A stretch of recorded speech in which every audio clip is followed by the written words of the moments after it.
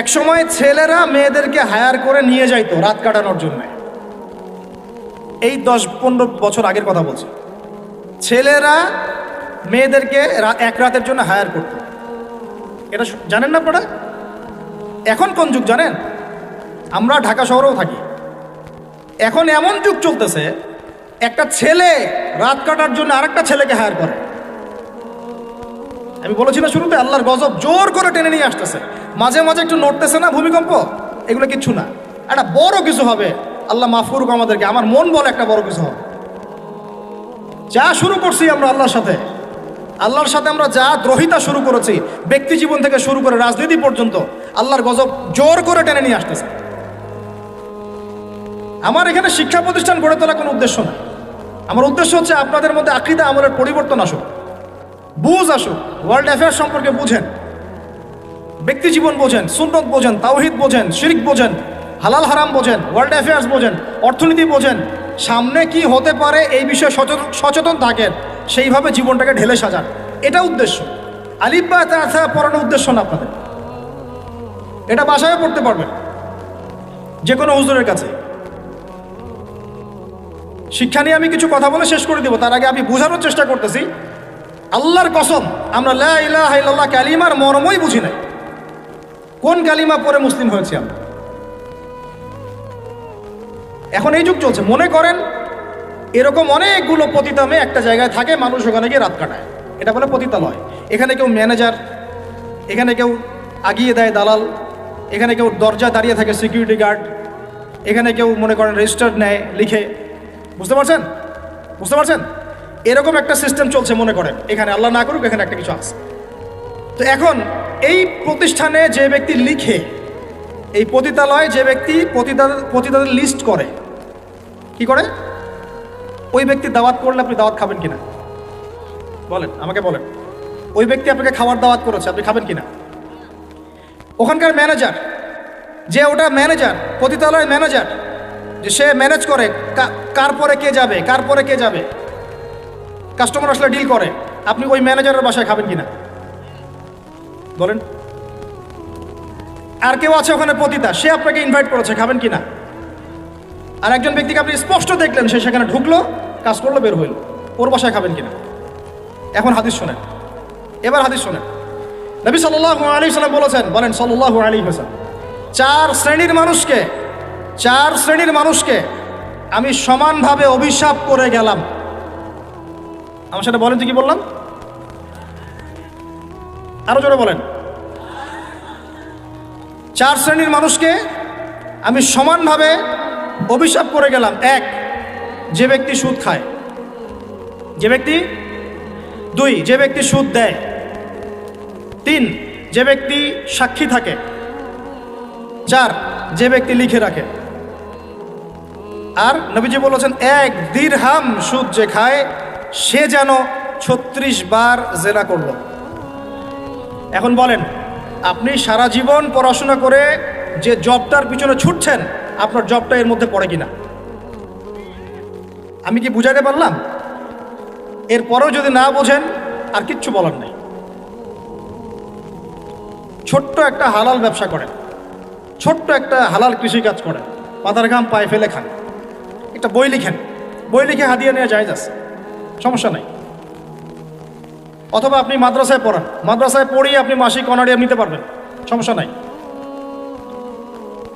বা সরকারি কোনো জব করেন, সৎ থাকেন, দুর্নীতি করেন না, ঘুষ খায়েন না, যতটুকু সরকার দিচ্ছেন নিয়ে নেন, ব্যাস ঠিক আছে, কোনো সমস্যা নাই। মালের যাকাত আদায় করেন, যার যার হক তাকে তাকে দেন, ইনশাল্লাহ কোনো প্রবলেম নাই। আল্লাহর দোহাই লাগে ভাই, সুদের কাছে যায় না। আল্লাহর দোহাই লাগে ভাই, কিসের কাছে যায় না? আমার সাথে বলেন, আমরা সুদ থেকে তওবা করতেছি।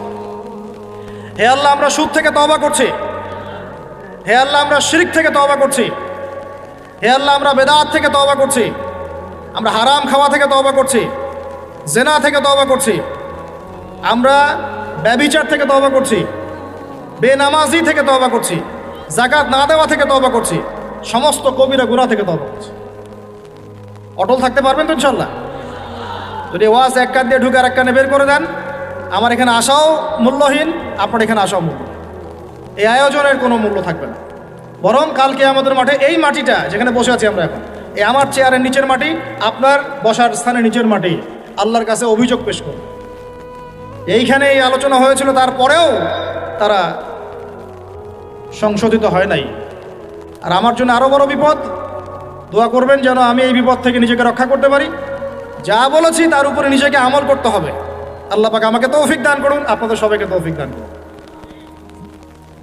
মুসলিম পরিবারে জন্ম নিয়ে ভাই ইসলামের মর্মটা বোঝার চেষ্টা করি। আল্লাহ পাক তৌফিক দান করুন। কালিমা শিখবেন, তাওহীদ শিখবেন, সুন্নত শিখবেন, হালাল খাবেন। আল্লাহ পাক তৌফিক দান করুন।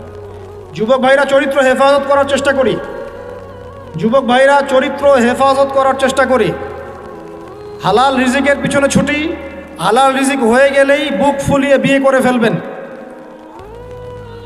এবার হাসতে পারেন, অনেক ধমক দিছি। হালাল রিজিক হয়ে গেলেই একটা বয়স সীমা দেয়া আছে। আচ্ছা ঠিক আছে, মানলাম, রাষ্ট্রে থাকেন, কিছু বিষয় মানতে হবে, না হলে আপনার গন্তব্য হবে ওই 14 শিখের পিছনে। অতএব 14 শিখের পিছনে যাওয়ার চাইতে আচ্ছা মেনে নিলাম 18-21 না 18-23, আমি জানি না কত, 18-21, আচ্ছা ঠিক আছে, সমস্যা নাই, নেন, মানেন, তাও মানেন। হালাল রিজিক হয়ে গেছে, বয়স হয়ে গেছে, মেয়ের পিছনে না ঘুরে বুক ফুলিয়ে বিয়ে করে ফেলবেন। বিয়ের আগে পরিবারে বুঝাবেন, বুঝাতে বুঝাতে যদি কাজ না হয় তারপর বিদ্রোহ হবে ইনশাআল্লাহ। আর মনে রাখবেন, প্রত্যেক বিদ্রোহের পরেই সফলতা আসে। ঠিক আছে? আচ্ছা, মাশাআল্লাহ। আরেকটা নসিহত করে দিই, এটা আমার অন্যতম শ্রেষ্ঠ একটা অভিজ্ঞতা আর কি। সবসময় বোরখা দেখে পাগল হয়ে যাবেন না, কারণ সব বোরখার পিছনেই দিনদার মেয়ে থাকবে জরুরি না। দিনদার মেয়ে পাবেন কোথায় তাহলে? প্রত্যেক মাদ্রাসার মেয়ে দিনদার হবে নট নেসেসারি। জেনারেল শিক্ষায় শিক্ষিত মেয়েও দিনদার হতে পারে, সেও দিনদার হতে পারে, বুঝ থাকতে পারে। এটা সম্পূর্ণ ভাই ভাগ্যের ব্যাপার। কিসের ব্যাপার? এটা এর উপর আমার আর কিছু বলার নাই, এটা সম্পূর্ণ ভাগ্যের ব্যাপার। আপনি হাজার বার পরখ করে দেখে শুনে করার পরেও পস্তাতে পারেন, এটা হতে পারে, আল্লাহ না করুক। এটা কিসের ব্যাপার? অতএব তাকদীর যে লিখেছেন তার সাথে যোগাযোগ করেন ইনশাআল্লাহ। কিভাবে? ইস্তেখারার মাধ্যমে, কিভাবে নফল নামাজের মাধ্যমে, কিভাবে সেজদায়, কিভাবে হাত তুলে তাহাজ্জুদে দোয়া করবেন, রব্বানা হাব লানা মিন আজওয়াজিনা ওয়া যুররিয়াতিনা কুররাতা আয়ুন ওয়াজআলনা লিল মুত্তাকিনা ইমামা। এই দোয়া চলবে। অতএব এই ডিসিশনটাতে ভুল করা যাবে না। একবার যদি এই ডিসিশনে ভুল করেন সারা জীবন পস্তাতে হবে। আমরা কি মুসলিম পরিবারে জন্ম নেওয়ার মর্মটা বুঝতে পারছি ভাই? আচ্ছা, আরেকটা কথা বলি, দেখেন, এই কথাটা একটু ভালো করে শোনেন, তারপরে আমি পরের অংশে আসছি। এখানে আমার কিছু বলার আছে, তারপরে আমি শেষ করে দেবেন। সময় আছে তো? আচ্ছা, শোনেন। চাচা আবু তলেবের নাম শুনেছেন? কে ছিলেন? নবী সাল্লাল্লাহু আলাইহি ওয়াসাল্লামের, একটু বুঝাই, নবী সাল্লাল্লাহু আলাইহি ওয়াসাল্লামের জন্মের আগেই তার বাবা চলে যান, ইতিম মুহাম্মদ সাল্লাল্লাহু আলাইহি ওয়াসাল্লাম। তার মা আমিনা 6 বছর বয়সে ইন্তেকাল করেন। সিচুয়েশন বুঝতে পারছেন? 6 বছর একটা বাচ্চার বাবাও নাই, মাও নাই। তার দাদা আব্দুল মুত্তালিব তাকে সাথে রাখেন, খুব আদর করেন, খুব মহব্বত করেন, যেখানে যান সাথে করে নিয়ে যান। তিনি নেতা মানুষ, তার পাশের চেয়ারে তাকে বসতে দেন, বলেন আমার এই নাতি একদিন সাইয়্যেদ হবে, নেতা হবে, এই কথা বলেন। তিনি ইন্তেকাল করলেন 8 বছর বয়সে। তারপরে দায়িত্ব পেলেন চাচা আবু তলেব। নাম কি? এই 8 বছর বয়স থেকে নিয়ে নবী সাল্লাল্লাহু আলাইহি ওয়াসাল্লাম নবী হয়েছেন 40 বছর বয়সে, আর মক্কায় ছিলেন 13 বছর, প্রায় 53 বছর। প্রায় 53 বছর পর্যন্ত, 8 থেকে 53 বছর পর্যন্ত, এই যে লম্বা সময়, চাচা আবু তলেব নবী সাল্লাল্লাহু আলাইহি ওয়াসাল্লামকে পাহাড়ের মতো প্রোটেক্ট করেছেন, পাহাড়ের মতো। পাহাড়ের পিছনে আপনি দাঁড়ালে কি বাতাস লাগবে? এভাবে তিনি প্রোটেক্ট করেছেন নবী সাল্লাল্লাহু আলাইহি ওয়াসাল্লামকে। তার সন্তানদেরকে যা খাওয়াতেন তার চেয়ে ভালোটা নবীকে খাওয়াতেন সাল্লাল্লাহু আলাইহি ওয়াসাল্লাম। স্পেশাল রান্না তৈরি করে তাকে ডেকে নিয়ে বসতেন, কারণ এতিম ছেলে, মনে কষ্ট আছে, হয়তোবা সবার সামনে বলতে পারে না। ব্যাপারটা বুঝেন না? তিনি এইভাবে ট্রিট করতেন। এমনকি নবী হওয়ার পরে আল্লাহর নবী সাল্লাল্লাহু আলাইহি ওয়াসাল্লামের বিরুদ্ধে পুরা সমাজ চলে গেল। কেউ গালি দেয়, কেউ বলে সাহের, কেউ বলে কাযযাব, কেউ বলে ফারিকুল জামা। মানুষ গালিগালাজ শুরু করলো, নিন্দা গীবত তহমত শুরু করলো, অর্থনৈতিক বয়কট শুরু করলো, সামাজিকভাবে বয়কট করা শুরু করলো। এমন কোনো অত্যাচার নাই যা নবী সাল্লাল্লাহু আলাইহি ওয়াসাল্লামকে করা হয় নাই। বুঝতে পারছেন কথা? এইরকম একটা সিচুয়েশনেও চাচা আবু তালেব তিনি বলছেন, তারা তোমার দিকে আসতে পারবে না দলে দলে যতদিন আমি আবু তালেব দাফন হচ্ছি না মাটির তলে। কথা বুঝতে পারছেন? তারা তোমার দিকে আসতে পারবে না দলে দলে যতদিন আমি আবু তালেব দাফন হচ্ছি না মাটির তলে। এইরকম মানুষ চাচা আবু তালেব। মানে আমরা যারা এখানে উপস্থিত আছি, বাংলাদেশে 16 কোটি মুসলমান, সারা বিশ্বের যে এত কোটি মুসলমান, তার মধ্যে বেশিরভাগ মানুষ, এই বেশিরভাগ মানুষকে যদি আপনি এক পাল্লায় রাখেন, চাচা আবু তালেবের অবদানটাকে আরেক পাল্লায় রাখেন, ওই পাল্লা ভারী হবে ইনশাআল্লাহ। কিন্তু শেষ পর্যন্ত চাচা আবু তালেব কালিমা লা ইলাহা ইল্লাল্লাহ পড়তে পারলেন না। কথা কি বুঝতে পারতেছেন ভাই? নবী সাল্লাল্লাহু আলাইহি ওয়াসাল্লাম বারবার বলতেছেন, চাচা খালি একটাবার কালিমা পড়েন, আমি আল্লাহর কাছে আপনার জন্য সুপারিশ করব, আমি আপনাকে জান্নাতে নিয়ে যাব, আমি আপনাকে জান্নাতে নিয়ে যাব। চাচা খালি একটাবার সাক্ষ্য দেন, শাহাদা দেন। হলো না। হাদিসের মধ্যে আসছে চাচা আবু তালেবকে জাহান্নামের সবচেয়ে উঁচু স্থানে রাখা হবে, যেখানে তার পায়ের গোড়ালি বা টাকনু পর্যন্ত আগুনে পুড়বে, এতেই তার মগজ টকবক করে ফুটতে থাকবে। নাউযুবিল্লাহ। নবী সাল্লাল্লাহু আলাইহি ওয়াসাল্লাম বলছেন, আমি যদি না থাকতাম তাহলে আমার চাচাকে আরো নিচে রাখা হবে। এত কিছু করার পরেও ইসলাম কবুল না করার কারণে এই অবস্থা হলো। এখন কি ভাই আমি বুঝতে পারছি যে আল্লাহ পাক যে আমাদেরকে বিনা জিজ্ঞাসাবাদ করেই মুসলিম পরিবারে জন্ম দিয়েছেন, আল্লাহ পাক আমাদের উপর কত রহম করেছেন, আমাদের কত কৃতজ্ঞতা স্বীকার করা উচিত। বিশ্বাস করেন, আমাদের যে সকালবেলা টয়লেট হয় না, ওয়াশরুমে যান টয়লেট করেন, আলী ইবনে আবি তালেব রাদিয়াল্লাহু আনহু এরকম বাথরুম থেকে বের হয়ে পেটে হাত দিয়ে বলতেন, মানুষ যদি জানতো এই যে শুধু ক্লিয়ার করে টয়লেট হওয়াটা কত বড় নেয়ামত আল্লাহ পাকের, তাহলেও সারা জীবন সেজদায় পড়ে থাকবে। আমরা এগুলা বুঝি না, শ্বাস নেওয়ার নেয়ামত বুঝি না, পানি পান করছি, পানি আল্লাহ পাক দিয়েছেন, এটা নেয়ামত বুঝি না, গরম পানিতে ওযু করে আসলেন নেয়ামত বুঝি না, সুস্থ আছি নেয়ামত বুঝি না, প্রত্যেকটা অর্গান ভালো আছে শরীরের নেয়ামত বুঝি না, রক্ত চলতেছে নেয়ামত বুঝি না। আমরা আল্লাহ পাকের নেয়ামতই বুঝি না, শুকরিয়া আদায় করি না। আর ওই যে কালিমা লা ইলাহা ইল্লাল্লাহ আল্লাহ পাক পড়ার তৌফিক দিয়ে মুসলিম বানিয়েছেন, এটা তো মোটেই বুঝি না। কত বড় নেয়ামত আল্লাহ দিয়েছেন আর কত ইহসান আল্লাহ করেছেন। এইটা জাস্ট আজকের লেকচার শুনে বুঝে বাসায় চলে যান, তাহলে ইনশাল্লাহ আপনার একটা কৃতজ্ঞতাপূর্ণ হৃদয় সৃষ্টি হবে, এবং এই হৃদয়টা সৃষ্টি হলে পরেই আপনি আল্লাহর দিকে ফিরে আসবেন ইনশাআল্লাহ। যুবক ভাই, আমি যে এত পাপ করলাম সারা জীবনেও, তারপরেও যে আল্লাহ পাক আপনার উপর আমার উপর শাস্তি নাজিল করেন নাই, এই ঋণটা কি আমি শোধ করতে পারবো কিনা? বলেন, আমার সাথে কথা বলেন, পারবো আমরা? এই যে সারা জীবন সুদ খেয়ে যাচ্ছেন, আল্লাহ যে গজব এখনো দেন নাই, আমি কি এই ঋণটা শোধ করতে পারবো? এই যে মেয়েগুলো তোমরা যে পর্দা করতেছো না, বেহায়ের মতো বেপর্দায় ঘুরে বেড়াচ্ছ, এখন আল্লাহ পাক এখনো শাস্তি দেন নাই, শুকরিয়া আদায় করতে পারবে?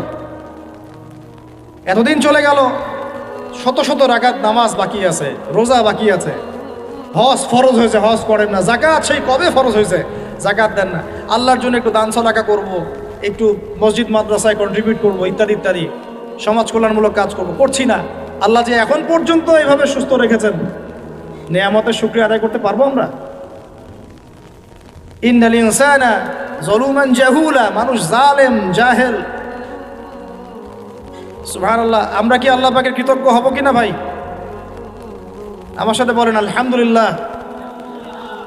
আলহামদুলিল্লাহ আদাদা খালকিহি ওয়া রিদা নাফসিহি ওয়া জিনাতা আরশিহি ওয়া মিদাদা কালিমাতিহি কামা ইয়ানবাগি লিজালালি ওয়াজহিক ওয়া আযীমি সুলতানিকা ইয়া রাব্বাল আলামিন।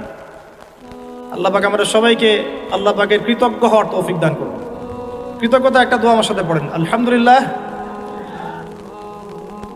হামদান কাসীরান طيبا مباركا فيه الحمد لله كما ينبغي لجلال وجهك وعظيم سلطانك اللهم صل على محمد وسلم প্রিয় ভাইরা অনেক রাত গভীর করব না মূল কথাগুলো এটুক আল্লাহ রাব্বুল আলামিন আমাদের সবাইকে যেন মুসলিম পরিবারে জন্মগ্রহণ করতে পারার এই নেয়ামতের শুকরিয়া আদায় করার তৌফিক দান করেন শুকরিয়া আদায় করব কিভাবে ভাই 5 ওয়াক্ত নামাজ দিয়ে শুরু করতে হবে নামাজ নাই ইসলাম নাই নামাজ নাই ইসলাম নাই নামাজ না পড়ে 14 বার জানাজার নামাজ পড়ালেও সে ব্যক্তি জান্নাতে যেতে পারবে না বেনামাজি ব্যক্তি হাদিসের পরিভাষা তাকে কাফের বলা হচ্ছে কি বলা হচ্ছে তাহলে এখন কি করব তওবা করে ফিরে এসে কাজা আদায় করার চেষ্টা করব ইনশাআল্লাহ এখন থেকে যেন কোনো নামাজ কাজা না হয় এবং ছুটে না যায় আল্লাহ পাক যেন সেভাবে নামাজ পড়ার তৌফিক দান করেন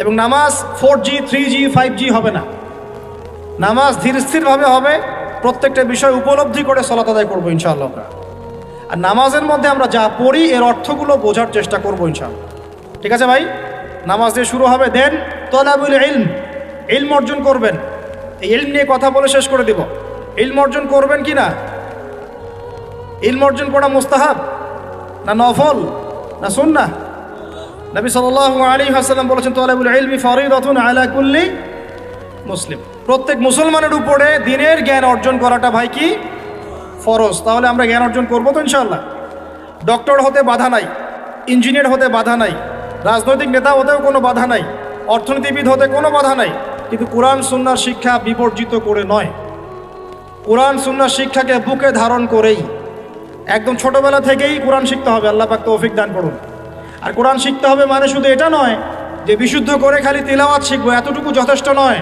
এতটুকু যথেষ্ট নয় আপনার জন্যে এর অর্থটাকে বোঝার চেষ্টা করতে হবে আল্লাহ পাক তৌফিক দান করুন আমিন আরবি ভাষাটা শেখার চেষ্টা করেন আরবি ব্যাকরণটাকে শেখার চেষ্টা করেন ওলামায়ে কেরামদের সাথে সম্পর্ক রাখেন মাদ্রাসায় একটু সময় দেন প্রয়োজন একটু ব্যাচ আকারে পড়েন অনলাইন অফলাইনে অনেক কোর্স হয় এগুলো করেন অ্যাটলিস্ট কোরআন বোঝার জন্যে যতটুকু আরবি দরকার যতটুকু ভাষা জ্ঞান দরকার ব্যাকরণ দরকার এইটুকু অর্জন করেন আমি আপনাকে মুফতি মুহাদ্দিস হতে বলছি না পারবেন কি না ভাই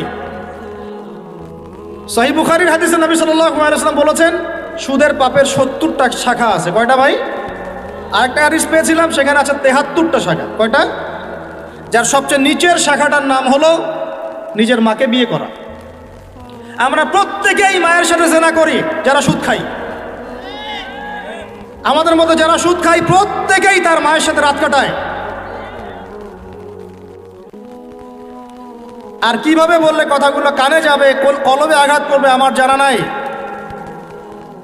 আমরা এটা শুধু খাই না এটা ফরজ হয়ে গেছে এখন কারণ এই বিশ্ব ব্যবস্থা পরিচালিত হচ্ছে ইহুদিদের হাত দিয়ে এই বিশ্ব ব্যবস্থা পরিচালিত হচ্ছে খ্রিস্টানদের হাতে এই বিশ্ব চালায় এখন জায়নিস্টরা এই বিশ্ব চালায় জাতিসংঘ এই বিশ্বের অর্থনীতি চালায় ওয়ার্ল্ড ট্রেড এটা বাণিজ্য ওয়ার্ল্ড ট্রেড অর্গানাইজেশন এটা বাণিজ্য চালায় IMF world bank federal reserve bank এরা চালায় বিশ্ব অর্থনীতি এরা প্রত্যেকেই সারা বিশ্বের প্রত্যেকটা দেশের সেন্ট্রাল ব্যাংকে সুদ খাওয়ায় এবং সেন্ট্রাল ব্যাংকের আন্ডারে যত ব্যাংকিং সিস্টেম আছে সবগুলো সুদভিত্তিক সব ব্যাংকিং সিস্টেম সব এনজিও সব সমিতি কোনো না কোনোভাবে সুদের সাথে সম্পৃক্ত আছেই আছে ওইখানে নাম লিখানোর জন্য ওই টাকা দেওয়ার জন্য মাথার ঘাম পায়ে ফেলে আপনি পরিশ্রম করেন আমরা প্রত্যেকেই মায়ের সাথে জানা করি নাউজুবিল্লাহ আমরা প্রত্যেকে আল্লাহর সাথে যুদ্ধ করি আমরা প্রত্যেকে রাসূলের বিরুদ্ধে যুদ্ধ করি এরপরেও আমরা মুসলমান দাবি করি জান্নাত পেতে চাই আর কিভাবে বললে কথাগুলো বুঝবেন আমি জানি না সূরা বাকারার 279 থেকে আয়াতগুলো পড়তে থাকেন ইয়া আইয়ুহাল্লাযীনা আমানু হে মুমিনগণ ইত্তাকুল্লাহ আল্লাহকে ভয় করো ওয়া যারু মা বাকিয়া মিনার রিবা সুদ ছেড়ে দাও ইন কুনতুম মুমিনিন যদি মুমিন হয়ে থাকো সুদ ছেড়ে দাও ফাইল্লাম তাফআলু যদি সুদ না ছাড়োস কথাটা এরকম ঢাকাইয়া ভাষা যদি সুদ না ছাড়োস ফাযানু বিহারবিন মিনাল্লাহি ওয়া রাসূলিহি তাহলে আল্লাহ এবং তার রাসূলের সাথে যুদ্ধের ঘোষণা শুনে না আল্লাহ এবং তার রাসূলের সাথে যুদ্ধ করে কেউ সফল হবে কি হবে আমি বলে দেই সামনে ইয়ামহাকুল্লাহু রিবা ওয়া ইউরবিস সাদাকাত আল্লাহ পাক সব সুদগুলোকে একেবারে সমূলে ধ্বংস করবেন দেখে নিয়েন পুরো বিশ্বের অর্থ ব্যবস্থা পড়ে যাবে এই ওয়ার্ল্ড ব্যাংক যা দেখছেন, world bank, federal reserve, dollar, এগুলো সব পড়ে যাবে, একেবারে ধসে যাবে দেখবেন। আর অর্থ ব্যবস্থার উপর একচ্ছত্র অধিকার নিয়ে নেবে ইহুদিরা, জায়নিস্টরা, ওই যে প্যালেস্টাইন যারা দখল করতেছে ওরা আস্তে আস্তে সোনা রিজার্ভ করতেছে, সোনা। আমরা তো আমাদেরকে তো বুঝাইতে হয় যে গোল্ড কয়েন, দিনার, দিরহাম ইসলামিক কারেন্সি, আর কিছু মাথা মোটার মাথায় ওগুলো ঢোকে না। ওরা বলে নতুন কি এগুলো নিয়ে আসলো, এগুলো ইসলামিক কারেন্সির কথা কোরআনেই আছে। ওরা এগুলো করতেছে আর আমরা বসে বসে সুদ খাই। একটা কাগজের টাকা যার মান তার ভিতরে থাকে না, অন্য কোথাও থেকে নিয়ন্ত্রিত হয়, এগুলো বুঝাতে হয়। সুবহানাল্লাহ, মানুষ নামাজের পরে মোনাজাত করতে হবে না হবে না এই বেদাত খুব ভালো বুঝে, মিলাদের বেদাত খুব ভালো বুঝে, মানে এগুলো নিয়ে তুল কালাম করে রেখে দেয় একদম সমাজ। মসজিদ ভাগ হয়ে যায়, মারামারি, কাটাকাটি, কেউ কেউ আবার শহীদও হয়, ঠিক আছে। কিন্তু অর্থনীতির বেদাত বোঝে না, রাজনীতির বেদাত বোঝে না, সংস্কৃতির বেদাত বোঝে না, শিক্ষার বেদাত বোঝে না। কত বড় মাথা মোটা মানুষ। আপনি 1 লক্ষ টাকা আর্ন করেছেন, রেখে দেন আপনার স্ত্রীর কাছে। 1 লক্ষ টাকা আর্ন করতে আপনার সময় লাগছে 12 মাস। প্রতিদিন শ্রম দিয়েছেন 10 ঘন্টা করে। ওয়াইফকে দিলেন, হে ফাতিমা, আয়েশা, মারিয়াম, হে খাদিজা, এই টাকাটা রেখে দাও, আমরা জমাই, সেভ করি। সে মাশাআল্লাহ রেখে দিল। 10 বছর পর সে 1 লাখ টাকা বের করে আপনি দেখতে পাচ্ছেন, আরে 1 লাখ টাকা তো 1 লাখ টাকার মানে নাই, এর মান তো কমে 80,000 টাকা হয়ে গেছে। কথা বোঝা যায় না? মাথার উপর দিয়ে যায়, বুঝেন কিছু? ওই যে 20,000 টাকা আপনি হারালেন, ওই 20,000 টাকা আর্ন করতে আপনার সময় দেওয়া লাগে নাই, শ্রম দেওয়া লাগে নাই। তারপরে শ্রম আর সময় গেল কোথায়? আমি যদি আপনাকে বলি, ভাই আপনাকে আমি 1 মাস চাকরি দিলাম, আমার ফার্মে কাজ করেন, 1 মাস কাজ করে আপনার স্যালারি হতো 20,000 টাকা, তা আমি সেটা যদি না দেই, আমি কি জালেম না? আমাকে কি আপনি শ্রদ্ধা করবেন না পিটাবেন বলেন? এখন যে আপনার এই যে 1 মাসের শ্রম যে চলে গেল, 20,000 টাকা নাই, কে নিল? এটা কি ভ্যানিশ হয়ে গেল আসমানে? ইনফ্লেশন যখন হয়, টাকার মান যখন কমে যায়, মনে রাখবেন কিছু কমলে কিছু বাড়ে। আপনার কমলে কারো বাড়ে, আপনার বাড়লে কারো কমে, এটাই নিয়ম। ব্যবসা করছেন আপনি, আপনি লাভ করলে কেউ লস করবে, কেউ লস করলে আপনি লাভ করবেন। টাকা ঘুরতে থাকবে মার্কেটের মধ্যে। এগুলো বুঝাবে কি? আসলে আমি তো এখানে এগুলা কথা ডিটেলস বলতে পারবো না, আমার আলোচনার টপিক একটা আছে, ওইদিকে যেতে হবে।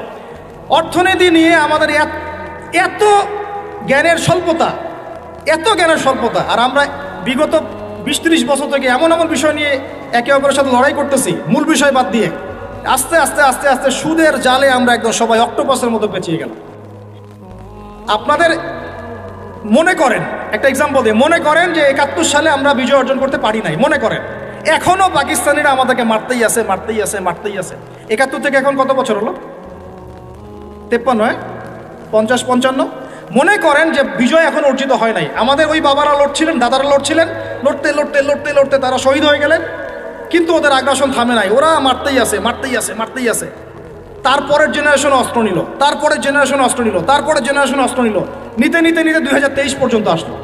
এখন 2023 সালে যে ফ্রিডম ফাইটার, মুজাহিদ, মুক্তি বাহিনীরা ওদের বিরুদ্ধে লড়তেছে, এই বাহিনীর কি আকীদা খারাপ? ওই বাহিনীর মানহাজ খারাপ? ওই বাহিনী পাগলের কাজ করতেছে? ওই বাহিনী সন্ত্রাসী? ঠিক একই কাজ করতেছে ফিলিস্তিনের মানুষ। সে একই কাজ এই 100 বছর থেকে তারা করে আসতেছে, আর তুমি এখন এসে এদের আকীদা মানহাজ নিয়ে প্রশ্ন তোলো? নির্লজ্জ কোথাকার। বরং বলছে যে এগুলো পাগলের কাজ, তারা নাকি পাগলামি করতেছে।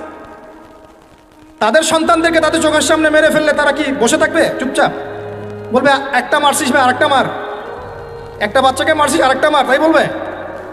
আরে ভাই, নিজে কিছু করতে না পারি, নিজে কিছু করতে না পারি, নিজে অর্থনৈতিক সহযোগিতা করতে না পারি, নিজে ত্রাণ পাঠাতে না পারি, দোয়াও করতে পারে না, মন থেকে সমর্থনটুকু করতে পারে না,